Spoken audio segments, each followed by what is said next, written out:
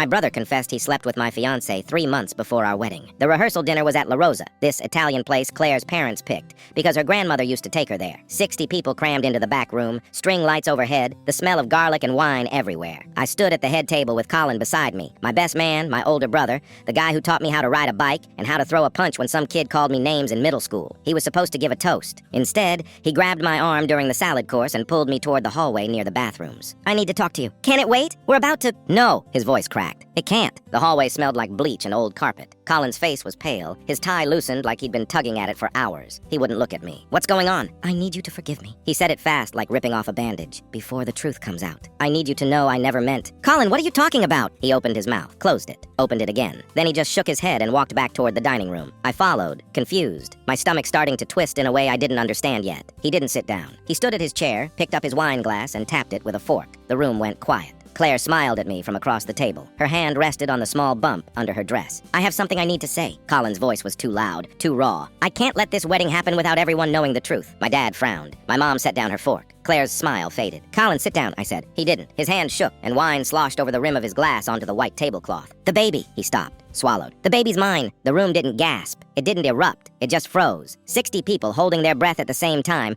and the only sound was the clatter of someone's fork hitting their plate. I laughed. Not because it was funny, but because my brain couldn't process what he'd just said. It didn't make sense. It was a joke, a bad one, and any second he'd start laughing too and say he was kidding. He didn't laugh. Claire's chair screeched as she shot to her feet. "That's not true!" Her voice was sharp, panicked, and that was when I knew. That was when the twist in my stomach became a free fall. "Colin, what the hell are you doing?" she shouted, her face red, her hands shaking. "I'm sorry," he said, and he wasn't looking at her. He was looking at me. "I'm so sorry." My mom stood up. Not fast, not dramatic, just slow and deliberate, like she'd been waiting for this moment. She reached into her purse and pulled out a folded stack of papers. "I have the messages," she said. Her voice was calm, steady, deadly. "I think everyone deserves to see them." Claire's face went white. Colin lunged toward my mom, reaching for the papers, but my dad blocked him. People started murmuring, chairs scraping, someone's aunt asking what was happening. My mom walked over to me and put the papers in my hand. I didn't want to look. I knew if I looked, it would be real, but my fingers unfolded them anyway, and the first thing I saw was Claire's name at the top of a text thread. "I wish it was yours. He'll never know. We just have to get through the wedding." My legs felt like water. The room spun. Claire was saying something, her voice high and frantic, but I couldn't physically hear anything. Full story on my channel below.